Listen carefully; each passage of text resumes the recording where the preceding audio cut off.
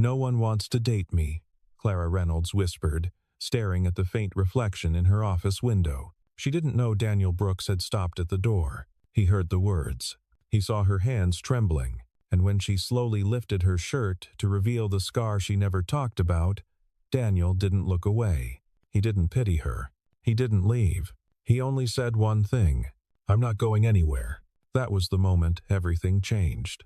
Clara Reynolds checked her watch, 7:47 p.m. on a Thursday. The North Shore media offices had emptied 3 hours ago. Through the floor-to-ceiling windows of her corner office, Seattle's skyline glittered with 1,000 stories she would never be part of. She was 38 years old, CEO of a mid-sized marketing firm, 300 employees, $12 million in annual revenue, a corner office on the 19th floor with a view of Elliott Bay, and she was completely alone. Her phone sat face down on the mahogany desk. She'd been ignoring it for 20 minutes, but the notification kept buzzing. Another dating app. Another potential match. Another conversation that would lead nowhere. Clara picked up the phone. The message was brief. "Hey, you seem cool. Want to grab coffee?" His profile showed a man in his early 40s. Decent smile. Engineer at Boeing. No obvious red flags. She typed a response, deleted it, typed again. Her fingers hovered over the keyboard. Then she set the phone down. She'd done this dance before, 3 times this month alone. The pattern was always the same: initial interest. Then the inevitable question about why she was single. Why a successful woman her age had never married, never had children. And eventually, if things progressed far enough, there would be the other question. The one nobody asked directly but always found a way to uncover. What happened? Clara stood and walked to the window. Her reflection stared back, shoulder-length auburn hair pulled into a neat bun, tailored navy blazer. White silk blouse buttoned to the collar. Professional. Controlled. Untouchable. She unbuttoned the top button of her blouse, then the second. Her fingers trembled as they reached the third. She stopped. Not here. Not now. Clara rebuttoned her shirt and returned to her desk. She opened her laptop and pulled up the quarterly reports. Numbers were safe. Projections were predictable. Revenue targets didn't ask uncomfortable questions or unmatch you at midnight. The office building settled around her with small creaks and the distant hum of the HVAC system. She'd learned to find comfort in these sounds. They were consistent, reliable. Unlike people, her phone buzzed again. The engineer had sent a follow-up. "No pressure. Just thought we might have things in common." Clara stared at the message.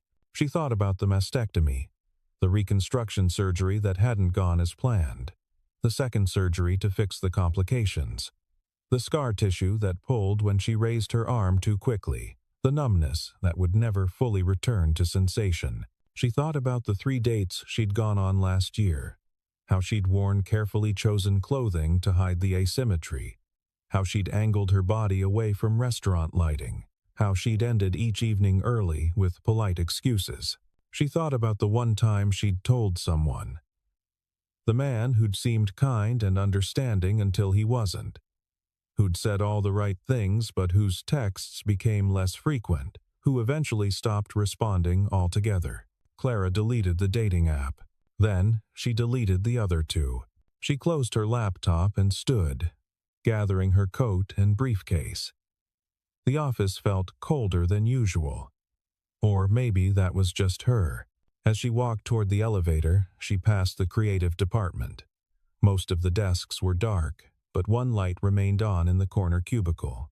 Daniel Brooks, her creative director, was hunched over a design mock-up, a half-empty coffee mug beside his keyboard. He looked up as she passed. "Burning the midnight oil? Could say the same about you. School project with Mia tomorrow. Needed to finish this tonight." Clara nodded. Daniel was a single father. His daughter was 7, maybe 8. He mentioned her occasionally in meetings, always with the kind of casual warmth that suggested a life outside these walls. "Good luck with the project," Clara said. "You heading home?" Eventually, she didn't tell him that home was a 3-bedroom condo in Capitol Hill where she lived alone. That she'd bought it 5 years ago thinking she'd fill the extra rooms someday. That the guest bedroom had become a storage space and the third bedroom held a Peloton she used religiously because controlling her body was one of the few things that still made sense. Clara stepped into the elevator. The doors closed on Daniel's quiet "Good night," and she was alone again. Daniel Brooks had been with North Shore Media for 3 years. He'd started as a senior designer and worked his way to creative director through a combination of solid work and showing up consistently, traits that seemed increasingly rare in the industry. He was 41. Divorced for 2 years. Raising his daughter Mia in a modest 2-bedroom apartment in Fremont. His ex-wife had remarried and moved to Portland, which meant Mia was with him full-time except for every other weekend. He didn't talk much about the divorce. When people asked, he gave a simple answer. We wanted different things. Which was true, though incomplete. The full truth was that his ex-wife had wanted a husband who prioritized career advancement and social climbing. Daniel had wanted to be present for his daughter's childhood. So he'd chosen the latter, which meant he worked steady hours, left the office by 6 most days, and turned down the kind of ambitious projects that required nights and weekends. His career had plateaued, but Mia knew her father would pick her up from school, that he'd be at her recitals and parent-teacher conferences, that bedtime stories were non-negotiable. This made him unusual at North Shore Media, where the culture leaned heavily toward long hours and aggressive networking. It also made him invisible to most people, but not to Clara. They'd worked together on the Miller Foods campaign last quarter. Daniel had presented 3 concepts, all solid, but Clara had pushed him to explore a 4th direction, something less safe, more emotionally resonant. He'd resisted at first. The timeline was tight. The client was conservative, but Clara had looked at him during that meeting and said, "You're better than safe, Daniel. Show me what you actually think." So he had, and the campaign had won a regional Addy Award. Since then, their working relationship had developed an easy rhythm. Clara would stop by his desk with questions about ongoing projects. Daniel would knock on her office door when he needed approval on creative directions. They talked about work, mostly, but also about other things. Small things, like the science project Mia was working on, or the running route Clara had discovered along the waterfront, or the coffee shop on Fifth Avenue that somehow made terrible espresso despite charging $5 a cup. These conversations felt different from the polished networking Daniel usually encountered. Clara didn't perform. She didn't angle for anything. She just talked, and she listened, which was how Daniel noticed things others missed. Like how Clara never accepted invitations to happy hour. How she wore long sleeves, even on warm days. How she tensed slightly when people mentioned weekend plans or dating. How sometimes, late in the afternoon when she thought no one was looking, her hand would move unconsciously to her left side, just below her collarbone, and rest there for a moment before she caught herself. Daniel didn't pry. His own life had taught him that everyone carried things they weren't ready to share. That privacy was a form of dignity, but he paid attention, and on this particular Thursday evening, when he looked up from his desk and saw Clara walking past with the kind of exhausted posture that comes from carrying too much alone, he'd wanted to say something more than good night. He'd wanted to say, "You don't have to leave yet. I'm here if you want company." But he didn't, because Daniel understood boundaries. What he didn't understand yet was that sometimes the most important thing you can do for someone is simply refuse to leave when they expect you to. He would learn that lesson soon enough. Daniel saved his design file and shut down his computer. The office building settled into its nighttime quiet. He gathered his things and headed for the elevator. On the ride down, he thought about Clara's expression as she'd passed his desk. There had been something raw in it. Something unguarded. Something that looked like loneliness. Daniel knew that look. He wore it himself most nights after Mia fell asleep and the apartment grew quiet, and he remembered what it felt like to share your life with another adult, to have someone to talk to after the dishes were done and the homework was checked. The elevator doors opened to the parking garage. Daniel walked to his 10-year-old Honda Civic and drove home through the rain-slicked streets of Seattle, thinking about lonely people in tall buildings and wondering if anyone ever really stopped being alone. 2 weeks later, Clara was still in the office at 9:30 on a Tuesday night. The Harper Industries pitch was due Friday. The presentation deck was 70% complete, which meant it was nowhere near ready. Clara had been refining slides for the past 4 hours, adjusting market analysis data, tightening the value proposition language. Her eyes burned. Her shoulders ached. Her phone lay face up on the desk. She'd reinstalled one of the dating apps 3 days ago. A moment of weakness at midnight when the condo had felt particularly empty. She'd matched with someone new, a marketing consultant named Greg, who seemed perfectly nice in that utterly forgettable way. They'd exchanged messages. He'd suggested drinks, and then he'd asked, casually, why there weren't more photos on her profile. You only have 2 pics. Got any more? Clara had stared at that message for 10 minutes. She knew what he was really asking. Dating apps were visual marketplaces. People wanted to see what they were getting. Full body shots. Beach photos. Pictures that proved you were attractive enough to be worth their time. She'd typed, "I'm pretty private." His response had come an hour later. Fair enough. Maybe video call first? That was tonight. 20 minutes ago, Clara had closed the dating app without responding. Now she sat in her office, staring at the Harper Industries deck, feeling the familiar weight of something she couldn't name pressing against her chest. She closed the laptop, stood up, walked to the window. Seattle glittered below. Somewhere in that grid of lights were people having dinner together, holding hands in movie theaters, falling asleep beside someone who knew their secrets and stayed anyway. Clara pressed her palm against the cold glass. "No one wants to date me," she whispered. The words hung in the empty office. She'd never said them out loud before, never admitted the fundamental truth that lived underneath all the professional success and controlled routines. Her hands trembled. She reached for the buttons of her blouse. 3. She pulled the fabric aside, revealing the scar that ran from her sternum to her left side. The tissue was pale and puckered. The reconstruction had left her chest asymmetrical. Her left side was slightly concave where the surgeon had removed tissue. The nipple was a reconstructed approximation, slightly off-center, lacking sensation. She looked down at herself in the window's reflection. This was why. This was the reason she deleted dating apps and wore high-necked blouses and ended promising conversations before they could lead anywhere. Because eventually, someone would see this, and they would leave. Clara?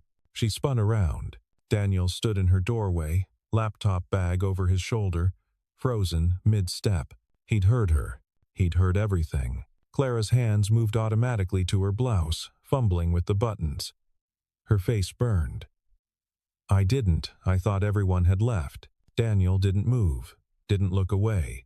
"I forgot my charger. Came back for it. You should go." Clara's fingers shook as she tried to button her shirt. The buttons wouldn't cooperate. "I'm fine. I was just..." "You're not fine." The words were quiet, not accusatory, just factual. Clara stopped trying to button her blouse. Her hands dropped to her sides. She felt exposed in a way that had nothing to do with her partially open shirt. "No," she said finally. "I'm not." Daniel set his laptop bag down carefully. He took one step into the office, then another. He didn't approach her, just moved close enough that she could see his expression clearly in the ambient light from the city below. His face held no pity, no shock, no discomfort, just attention. "How long have you been carrying this alone?" he asked. Clara's throat tightened. "Which part?" "All of it." She tried to laugh. The sound came out broken. "Does it matter?" That single word hit harder than she expected. Clara sank into her desk chair. Her hands finally managed to button her blouse, but the damage was done. Daniel had heard her, seen her. The carefully maintained wall between professional Clara and broken Clara had crumbled in less than 30 seconds. 3 years, she said. The diagnosis was 3 years ago. The surgeries were 2 years ago. The she gestured vaguely at her chest. Everything else was after that. Daniel pulled over a chair from the small conference table and sat down. Not too close, not at her desk, just within conversation distance. "Tell me," he said, and for the first time in 3 years, Clara did. Clara talked for 30 minutes. She told Daniel about the mammogram that showed the mass, about the biopsy that confirmed it was cancer, about the oncologist who'd presented her with options lumpectomy with radiation or mastectomy. She'd chosen the mastectomy, aggressive treatment for aggressive cancer. "I thought it would be simple," Clara said, staring at her hands. "They'd remove it, reconstruct, and I'd move on." But nothing was simple. The reconstruction surgery had complications, an infection, then a secondary surgery to revise the initial work, then months of healing while she ran the company and pretended everything was normal. "I took 2 weeks off," Clara said. 2 weeks for a mastectomy and reconstruction.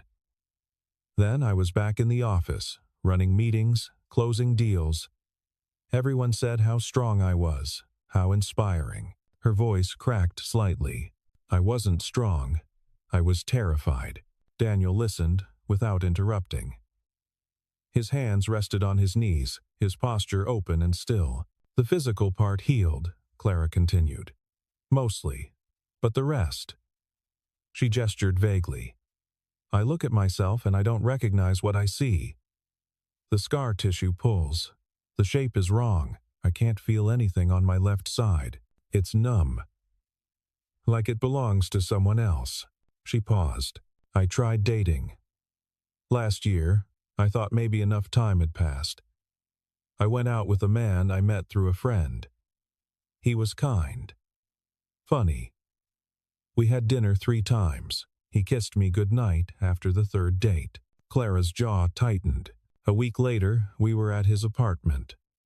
Things were progressing, and I knew I had to tell him.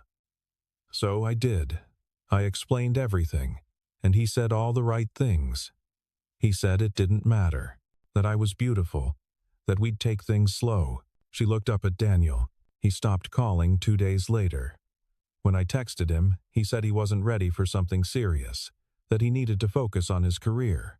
All the usual excuses. He was afraid, Daniel said quietly. He was honest. Clara's voice was flat. "He looked at me and saw damaged goods. Why would anyone choose this when they could have someone whole? You are whole. I'm not." Clara stood abruptly and walked back to the window. Her reflection stared back at her. "I'm a 38-year-old woman with 1 breast, scar tissue, and numbness. I can't have children. The chemotherapy made sure of that. I'm not someone's future. I'm someone's—" She stopped. "Someone's what?" Daniel asked. Clara turned to face him. Her eyes were bright with unshed tears. "I'm someone's burden. The woman with medical history. The one who needs accommodation and understanding and patience. Who wants that? Any man worth your time would want that." Clara laughed bitterly. "You're being kind. I'm being honest." She shook her head. "You don't understand. When I say no one wants to date me, I'm not being dramatic. I mean it literally. I've tried. I've put myself out there. And every single time, when the truth comes out, they leave. Maybe not immediately. Maybe they pretend for a while. But they always leave." Daniel stood. He walked toward her slowly, giving her time to step back if she wanted. She didn't. He stopped an arm's length away. "Show me," he said. Clara's breath caught. "What?" "The scar." "Show me." "Daniel, you think it's a deal breaker. You think any man who sees it will run. So show me. Let's test that theory." Clara's hands trembled. This was insane. This was her creative director, her employee, a man she barely knew outside work. but something in his expression made her believe he meant it. Slowly, she reached for her blouse buttons. 3, 4. She pulled the fabric aside, revealing the scar tissue, the asymmetry, the reconstruction that hadn't restored what was lost. Daniel looked, not at her chest, at her face. His eyes never left hers. "That's your scar," he said quietly. "Your proof that you survived. Your evidence of strength. It's ugly. It's yours." Clara's vision blurred. "You're supposed to be disgusted." "Why would I be disgusted by survival?" "Because it's not normal." "It's not, Clara." Daniel's voice was gentle but firm. "We all have scars. Some are just more visible than others." She stared at him. Tears finally spilled over.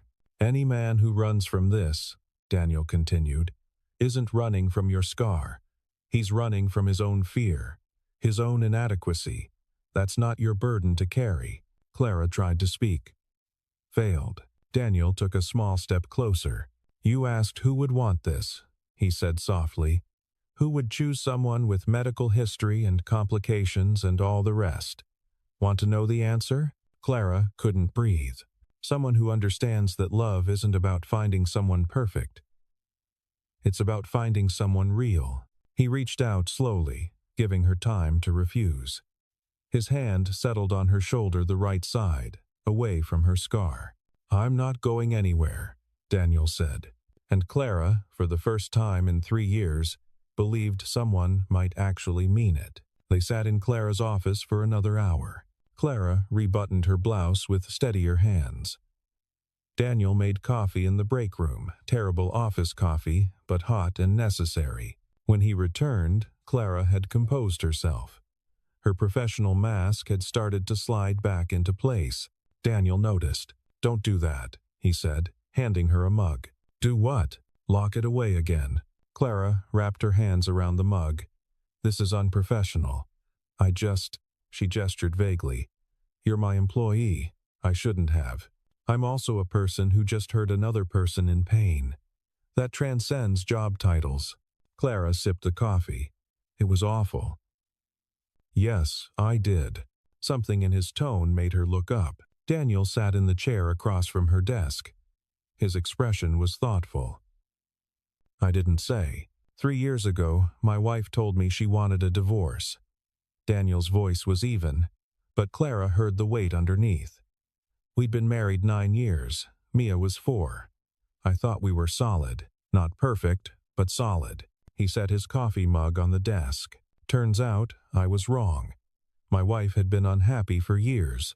She said I lacked ambition, that I was content to coast in middle management while other men our age were climbing. She wanted someone who prioritized success, who networked at industry parties and took the executive track seriously." Clara listened. "I asked her, what about Mia? Our daughter needed stability, needed her father present. My wife said that was the problem. I'd chosen to be a present father instead of a successful professional, as if those things couldn't coexist." Daniel's jaw tightened. "The divorce was brutal. She wanted primary custody. Said I couldn't provide the kind of life Mia deserved on a creative director's salary. She had a lawyer who made me look like a failure, a man who'd given up, who'd settled." "But you got custody," Clara said quietly, "because her new boyfriend got offered a position in Portland." Suddenly, moving Mia away from Seattle made sense for her career. So she conceded, took every other weekend, and walked away. Daniel looked at Clara directly. "For a year after that, I didn't date. Didn't even consider it. I was drowning, raising Mia alone, trying to process what it meant that my wife had valued success over family, over me." He picked up his coffee mug again. "When I finally tried dating, I met a woman through work. She seemed kind, understanding." Clara's chest tightened. She said all the right things. How cute Mia was. How admirable it was that I was a devoted father. But I could see it in her eyes. She was doing the math. Dating a single father meant scheduling around custody arrangements. It meant being secondary to a child. It meant baggage. Daniel's smile was sad. She ended it after a month. Said she just wasn't ready for the complexity of my situation. Which was a polite way of saying she didn't want to deal with a ready-made family. Clara set down her mug. Daniel, I'm not telling you this for sympathy, he said. I'm telling you because you think your scar makes you undateable, that no one wants damaged goods. But here's the truth, we're all damaged. We've all survived things that left marks. Some are physical, some are emotional. Some are both. He leaned forward slightly. The question isn't whether someone has scars, it's whether they've let those scars make them bitter or make them better. Whether they've used their pain to build walls or build wisdom. Clara's throat felt tight. You think I'm building walls. I think you're terrified. Which is different from bitter and understandable. But Clara, his eyes held hers. Any man worth your time wouldn't run from your scar. He'd see it as proof that you fight, that you survive, that you're real. You keep saying that, Clara whispered. Real, because it matters. Perfect isn't attractive. Real is attractive. Flawed and scarred and still showing up, that's attractive. Clara didn't realize she was crying until she felt wetness on her cheeks. Daniel stood. He walked around the desk and did something that broke her completely. He hugged her. Not a sympathetic pat, not a professional side embrace, a real hug. I'm not going anywhere, he said quietly against her hair. I need you to hear that. Clara's hands clutched the back of his shirt, and for the first time in 3 years, she let herself be held. The following Thursday, Daniel invited Clara to dinner. Not a date. Not officially. Mia's making lasagna, he'd said during a Tuesday afternoon meeting. Well, I'm making lasagna. She's supervising. We always have too much. You should come over. Clara had hesitated. It's just dinner, Daniel had added. With a 7-year-old who will talk your ear off about marine biology. No pressure. So, Clara had said yes. Now, she stood outside Daniel's apartment building in Fremont at 6:30 on a Thursday, holding a bottle of wine and questioning every decision that had led to this moment. This crossed lines, professional lines, personal lines, but she knocked anyway. Daniel answered, wearing jeans and a faded blue t-shirt. Hey. Come in. Fair warning, Mia's been vibrating with excitement since I mentioned we were having a guest. The apartment was small, but carefully maintained.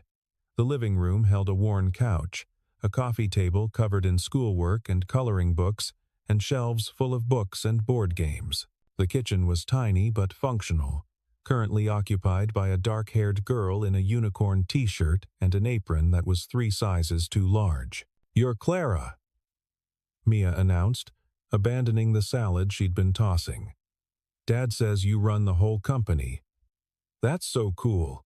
Are you rich? Mia, Daniel said. What? It's just a question. Clara laughed, a real laugh that surprised her. I'm comfortable. That's a fancy way of saying yes, Mia stage whispered to her father. Dinner was chaotic in the best way.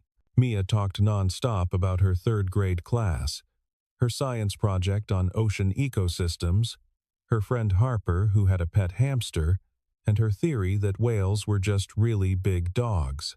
Think about it, Mia insisted, gesturing with her fork. Dogs are loyal. Whales are loyal. Dogs are smart. Whales are smart. Dogs make sounds to communicate. Whales sing. It's basically the same thing. That's a reach, Daniel said, but he was smiling. Clara found herself relaxing. The wine helped. But mostly, it was the atmosphere, easy, warm, real. This apartment had laughter in its walls. Had life. After dinner, Mia insisted on showing Clara her room. It was small but organized, a twin bed with a purple comforter, a desk covered in drawings, shelves packed with books about animals and space. Dad says you're really smart, Mia said, plopping on her bed. He said you started your own company when you were my age. Well, not my age, but young. 26, Clara said, sitting on the desk chair. That's basically ancient, Mia grinned. But still, cool. Clara picked up one of the drawings on the desk, a detailed sketch of a whale shark. "That's my favorite," Mia said. "Whale sharks are the biggest fish in the ocean, but they're not dangerous. They just swim around eating tiny stuff. Dad says I should be more like a whale shark, big and gentle instead of small and hyper. I think you're perfect the way you are." Mia studied Clara for a moment. "Dad talks about you sometimes." Clara's pulse quickened. "He does? He says you're the reason his job is good, that you make him better at his work." Mia swung her legs. "And he smiles different when he talks about you." "Different how?" "I don't know, just different. Like when he's talking about something he likes but doesn't want to say he likes it." Before Clara could respond, Daniel appeared in the doorway. "Mia, stop interrogating our guest." "I'm not interrogating, I'm conversing." "Uh-huh. Go brush your teeth?" "School tomorrow." Mia rolled her eyes but obeyed, giving Clara a quick hug on her way out. "You should come back. Next Thursday we're making tacos." When Mia disappeared into the bathroom, Daniel leaned against the doorframe. "Sorry about the third degree." "She's wonderful," Clara said honestly. "She's a lot. In the best way." They moved back to the living room. Clara helped Daniel clean up while Mia brushed her teeth and changed into pajamas. "This is really good," Clara said quietly, rinsing a plate. "What you've built here." With her, some days I feel like I'm barely holding it together. "You're doing more than that." Daniel looked at her. "You want to know what Mia said to me yesterday?" Clara set down the plate. She said, "Dad, I think you should ask Clara out, like on a real date, not just a work dinner." Daniel's lips quirked. "I told her you were my boss and it was complicated. She said that was a dumb excuse." Clara's heart hammered. "Daniel, I'm not asking you out. Not yet. Not until we figure out what this is." He gestured between them. "But I need you to know this isn't just kindness. What I feel when you're around. It's more than that." Clara couldn't breathe. "I don't know if I can. I'm not asking you to know. I'm asking you to stay for another hour. Watch a movie with us. Be here. That's all." So Clara stayed. They watched an animated movie about fish. Mia fell asleep between them on the couch, and Clara, looking at this small family that had somehow made space for her, thought maybe healing looked like this: ordinary, warm, real. The next 3 weeks established a pattern. At work, Clara and Daniel maintained professional distance. They didn't linger in conversations, didn't have lunch together in the break room, kept their interactions focused on projects and deadlines. But Tuesday evenings became sacred. Clara would arrive at Daniel's apartment at 6:30. Sometimes they cooked, sometimes they ordered takeout. Always, Mia was there talking about school, showing off new drawings, asking Clara increasingly personal questions that Daniel would deflect, while Clara found herself answering honestly. "Do you have a family?" Mia asked during their third Tuesday together. "My parents are in Florida," Clara said. "I don't see them often." "Why not?" "Mia," Daniel warned. "I'm just asking." Clara set down her fork. "We're not close. We don't have much in common." Mia considered this. "That's sad. Sometimes families are complicated." "Well, you can borrow ours," Mia said matter-of-factly. "We have extra space at dinner." Daniel met Clara's eyes across the table. Something passed between them, understanding. Maybe. Or recognition. At work, Clara excelled at maintaining boundaries. But boundaries were harder when Mia started texting her. Daniel had apparently added Clara's number to Mia's approved contacts. Now Clara received random messages throughout the week. "Look at this cool jellyfish fact. Harper says unicorns are fake, but I think they're just really good at hiding. Dad says you have a big meeting tomorrow. Good luck." Clara found herself checking her phone during meetings, smiling at messages from a 7-year-old who seemed convinced that Clara needed constant updates on ocean life and second-grade drama. "She's attached to you," Daniel said during a late Friday coffee run. They were in the office break room. Alone. The first time they'd been truly alone since that night in Clara's office. "I'm attached to her too," Clara admitted. "That doesn't scare you?" "Terrifies me." Daniel poured coffee into 2 mugs. "Me too." Clara accepted her mug. Their fingers brushed. Neither pulled away immediately. "We should talk about this," Daniel said quietly. "I know, but not here." "Not here," Clara agreed. The moment stretched. Someone's footsteps echoed in the hallway. They stepped apart, back to professional distance, back to pretending. But pretending got harder on Wednesday afternoon when Daniel's phone rang during a creative review meeting. Clara saw his expression change, saw worry flash across his face. "I need to take this," he said, stepping out. 5 minutes later, he returned. "I'm sorry, I have to leave." Mia's school called. "She's in the nurse's office." "Go," Clara said immediately. "Is she okay?" "They said she's upset." "I need to." He was already gathering his things. "Text me when you know what's happening." Daniel paused, nodded, left. The meeting continued without him, but Clara's mind was elsewhere. An hour later, her phone buzzed. "She's fine. Just had a rough day. Taking her home." Clara stared at the message, then typed, "Do you need anything?" His response came quickly. "We're okay, thanks for asking." But Clara couldn't focus for the rest of the afternoon. At 5 o'clock, instead of heading home, she stopped at the grocery store, bought ingredients for chicken soup, drove to Fremont. She knocked on Daniel's door at 6. He answered, surprise evident. "Clara, I brought soup supplies." Daniel's expression softened. He stepped aside to let her in. Mia was on the couch, wrapped in a blanket, eyes red from crying. "What happened?" Clara asked gently, sitting beside her. Mia sniffled. "Some girls at school said I was weird because I don't have a mom who picks me up. They said my family isn't real because it's just me and Dad." Clara's chest tightened. She looked at Daniel, who stood in the kitchen doorway, jaw tight. "Mia," Clara said carefully, "family isn't about who picks you up from school. It's about who shows up when you need them, who makes you feel safe, who loves you exactly as you are." But they said they were wrong. Mia looked at Clara with 7-year-old eyes that had seen too much hurt for one afternoon. "You showed up," Mia said quietly. "Does that mean you're part of our family now?" Clara's breath caught. Daniel didn't say anything, but he was watching Clara with an expression that said everything. "Yeah," Clara said softly. "I guess it does." 2 weeks later, Daniel asked Clara to stay after Tuesday dinner. Mia had gone to bed.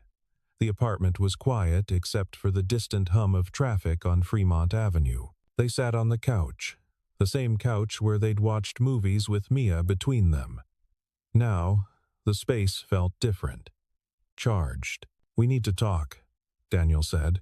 Clara's stomach tightened. "Okay," he gestured between them.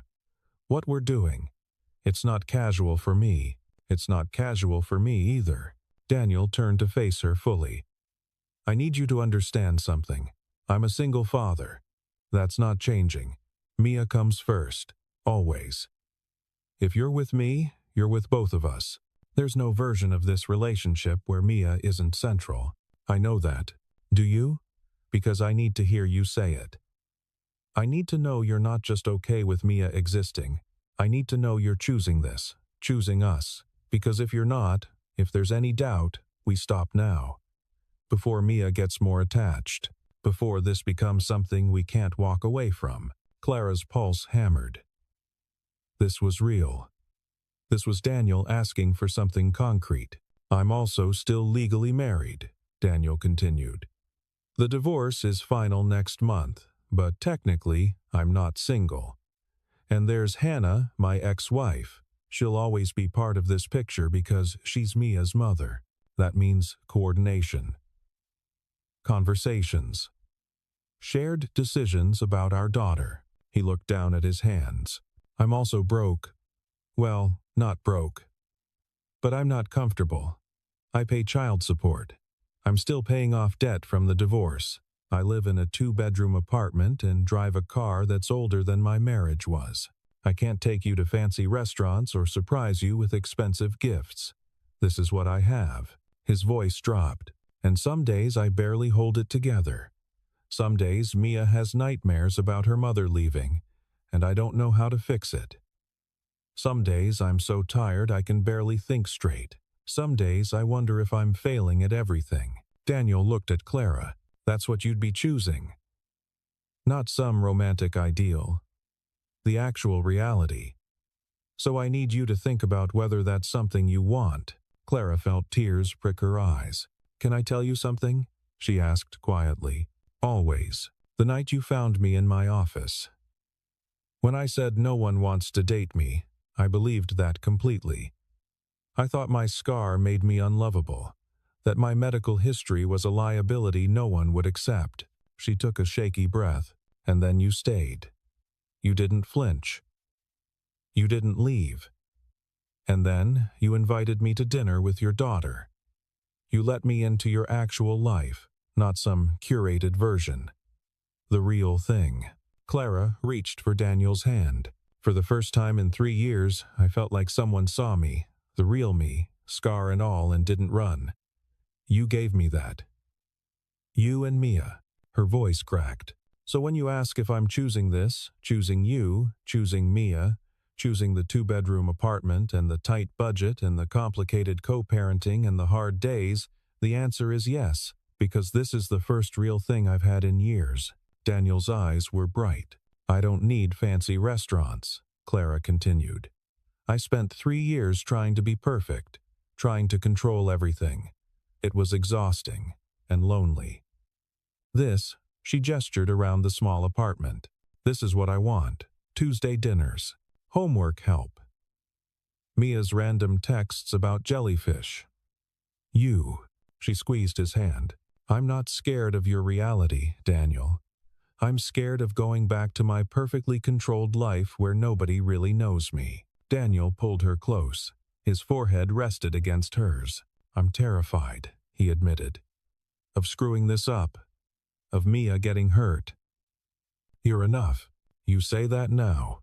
I'll keep saying it." They sat like that for a long moment. Then Daniel pulled back slightly. "Okay," he said. "Then let's do this right. Let me take you on an actual date. Just us. Mia can stay with Hannah for the weekend." Clara smiled. "Where would we go?" "I have no idea. Somewhere we can talk. Somewhere I can kiss you without my daughter interrupting to ask about sea turtles." Clara laughed. A real, unguarded laugh. "That sounds perfect." Daniel kissed her then, soft and careful and full of promise. When they pulled apart, Clara felt something she hadn't felt in years. Hope. Not the fragile, desperate kind. The real kind. The kind that comes from choosing someone who chooses you back. Their first real date was at a quiet Italian restaurant in Ballard. Daniel wore a button-down shirt Clara had never seen before.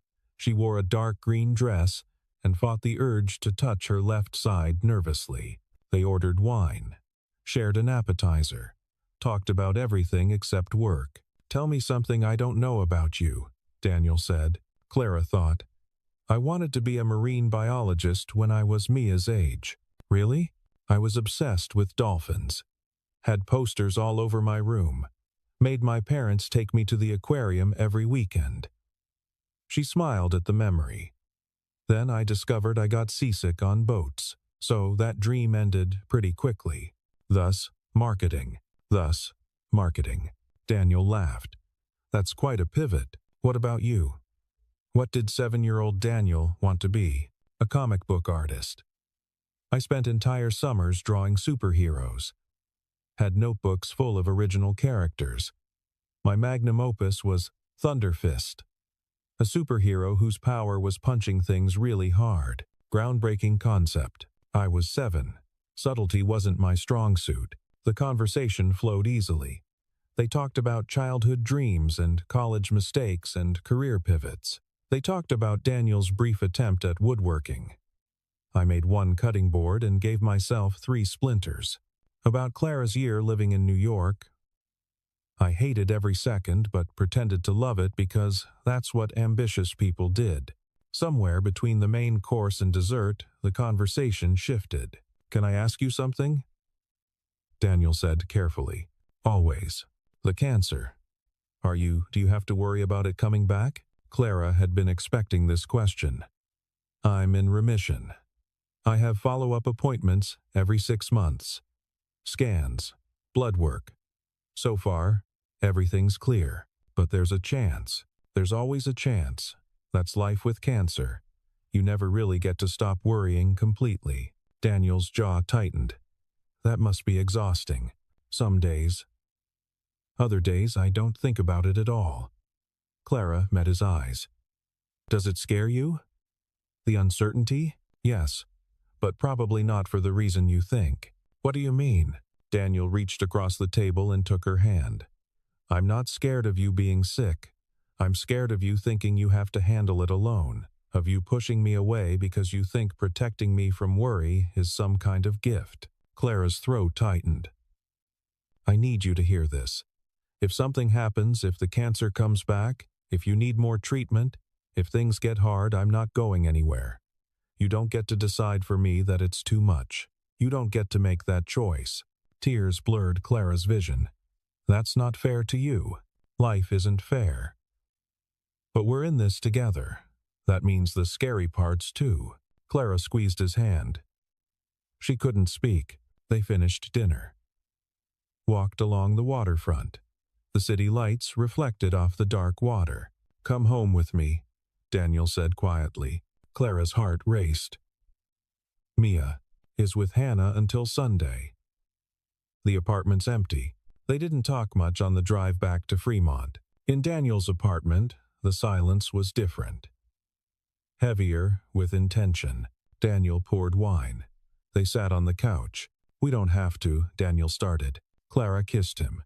Cut off whatever careful, considerate thing he was about to say. When they pulled apart, she said, "I want to. But I need you to know. Your scar. It's not just the scar. It's I don't look the way I used to. The reconstruction it's not symmetrical. And I can't feel anything on my left side. If you touch me there, it's just numb." Daniel cupped her face gently. "Clara, look at me." She met his eyes. "I don't care about symmetry. I care about you. The woman who shows up for dinner every Tuesday. Who survived something terrible and came out the other side, still capable of caring about people." He kissed her forehead. "That's who I see. That's who I want." They moved to his bedroom. Clara's hands trembled as she unbuttoned her dress. Daniel was patient, gentle. When she stood before him, exposed and vulnerable, he didn't look at her scar with pity or discomfort. He looked at her with desire. "You're beautiful," he said simply. And for the first time in 3 years, Clara believed it. Afterward, they lay tangled in his sheets. Clara's head rested on Daniel's chest. His fingers traced lazy patterns on her right shoulder, never straying to her left side without permission. "Stay," Daniel murmured. Clara pressed closer. "Mia will have questions if I'm here when she comes home. Then we'll answer them. Together." Clara smiled against his chest. "Together." "Together," Daniel confirmed. They fell asleep like that, wrapped around each other in a small bedroom in a modest apartment in Fremont. It wasn't perfect, but it was real. And real, Clara was learning, was so much better than perfect. 2 months later, Clara moved most of her clothes into Daniel's apartment. It wasn't an official move. Her condo in Capitol Hill remained her legal residence. But gradually, her presence at Daniel's place became permanent toiletries in the bathroom, work clothes in the closet, her favorite coffee in the cabinet. Mia noticed first. "Are you going to live here?" she asked one Sunday morning when Clara appeared for breakfast in pajamas. Clara glanced at Daniel, who was making pancakes. He raised an eyebrow. "Your call. Would that be okay with you?" Clara asked. Mia considered this seriously. "Do you snore?" "I don't think so." "Do you hog the bathroom?" "I try not to." "Do you like pancakes?" "I love pancakes." "Then yes, you can stay." Just like that, the question was settled. Living together revealed small truths about each other. Clara learned that Daniel sang off-key in the shower, that he organized the pantry by color, that he set 3 alarms but snoozed them all, that he checked on Mia every night before bed, even when she was too old for tucking in. Daniel learned that Clara worked best between 5 and 7 a.m., that she labeled everything in the refrigerator with dates, that she had nightmares about cancer recurrence but pretended she didn't, that she cried at animated movies but never admitted it. They learned to navigate each other's rhythms. Work remained complicated. They kept their relationship quiet at the office, though Clara suspected people noticed. The way Daniel knocked on her office door before entering, the way she smiled differently when he was in meetings. At home, they built routines. Mia's homework at the kitchen table. Dinner prep together. Movie nights on Friday. Saturday morning, farmers market runs. Sunday brunches that stretched into afternoon. Clara's 6-month cancer follow-up appointment happened on a Tuesday in March. She didn't tell Daniel initially. Didn't want him to worry. Planned to go alone, get the results, and handle whatever came. But the night before, lying in bed, she felt Daniel's hand find hers in the dark. "Tomorrow's your appointment," he said quietly. Clara's breath caught. "How did you—" "I pay attention. I didn't want to make a big deal of it. It is a big deal." Clara rolled to face him. "Daniel, I'm coming with you. Don't argue. You'll miss work. I'll miss work." His hand tightened around hers. "We talked about this. You don't handle the scary parts alone anymore." So Daniel came. He sat beside her in the oncologist's waiting room. Held her hand during the consultation. Listened as the doctor reviewed the scan results. "Everything looks clear," Dr. Morrison said. "No signs of recurrence. Your blood work is excellent. I'll see you again in 6 months." Clara nodded professionally, thanked the doctor. Scheduled the next appointment. She held it together until they reached the parking garage. Then she broke. Months of held breath released at once. She leaned against Daniel's car and sobbed relief and fear and gratitude, all tangled together. Daniel pulled her close. Let her cry. Didn't tell her it was okay or that everything would be fine. He just held her. "I was so scared," Clara admitted when she could speak. "I know. Every time I go in there, I think this is it. This is when they find it again." "I know." Clara looked up at him. "How do you do this? How do you stay so calm?" "I'm not calm. I'm terrified. But I'm terrified with you. That's different from you being terrified alone." They stood in the parking garage for a long time. Finally, Daniel said, "Let's go home. Mia has a violin recital tonight." "You promised you'd help her with the pre-performance jitters." Clara laughed through tears. "I did, didn't I?" "You did." Normal life resumed.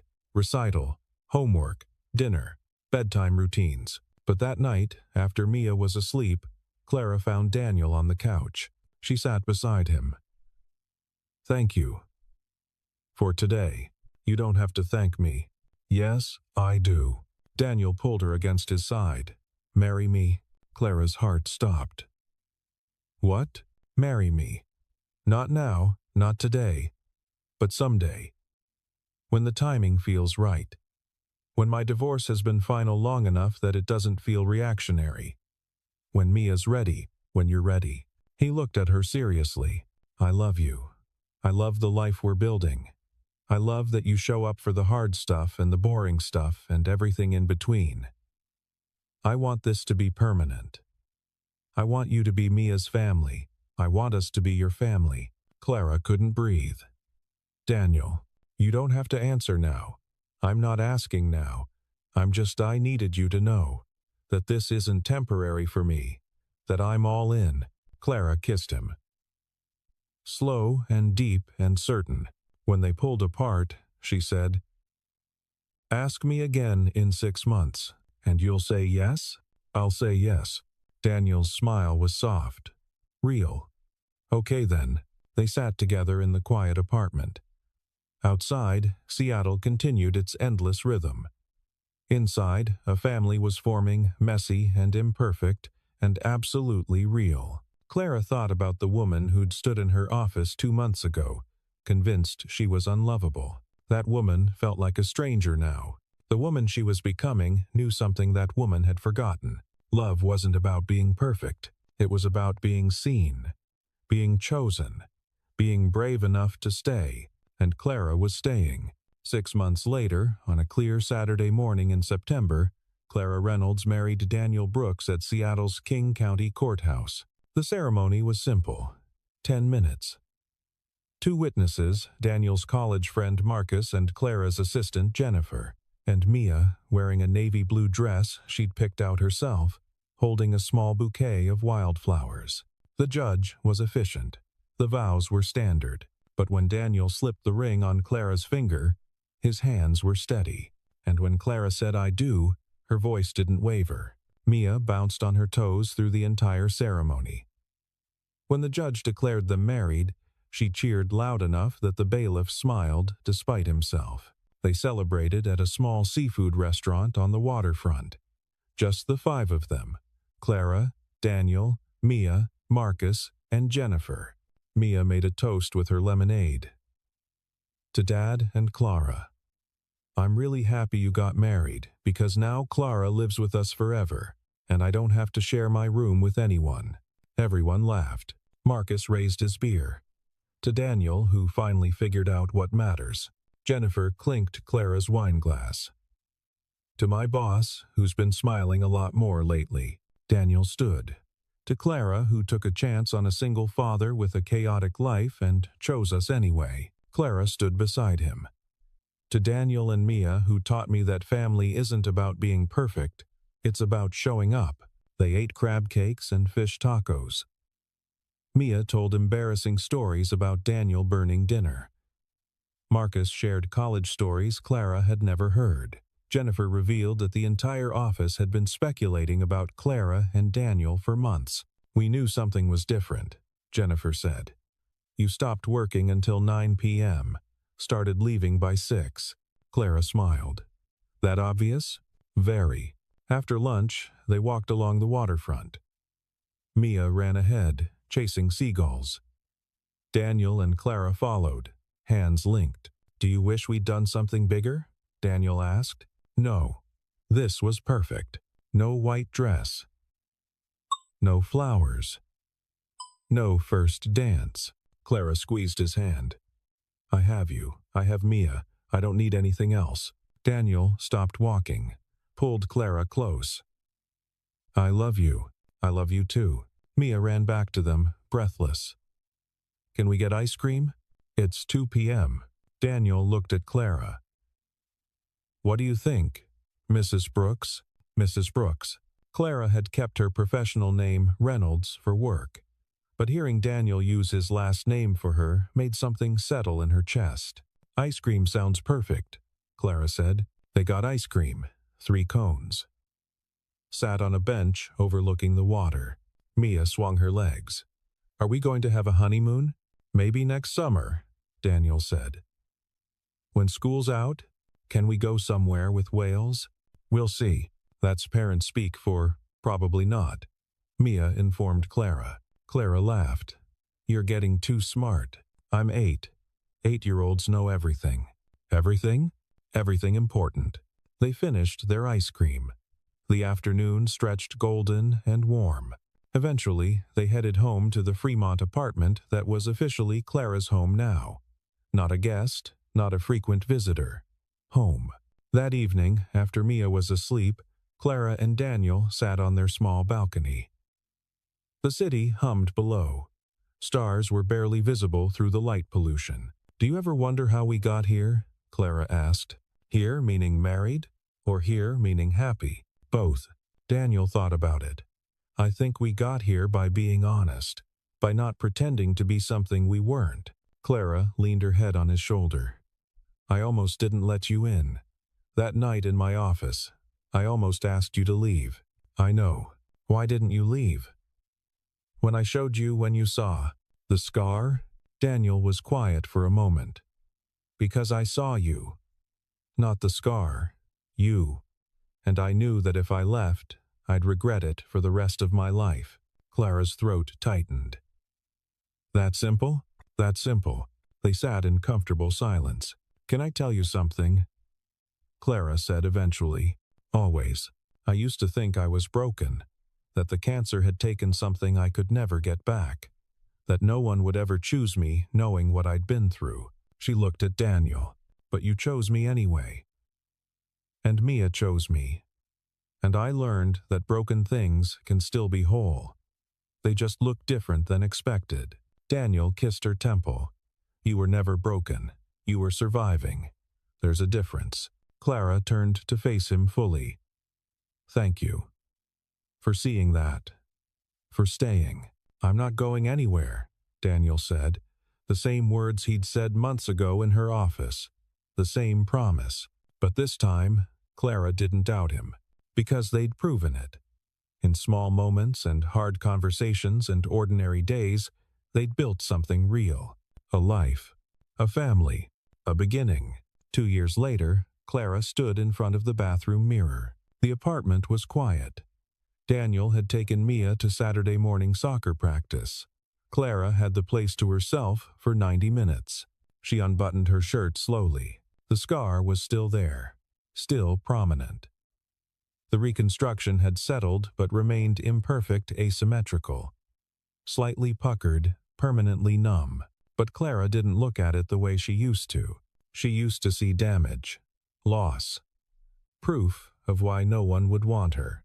Now she saw survival. Evidence of strength. A map of what she'd endured. Her phone buzzed. A text from Mia. Dad bought me post-game donuts.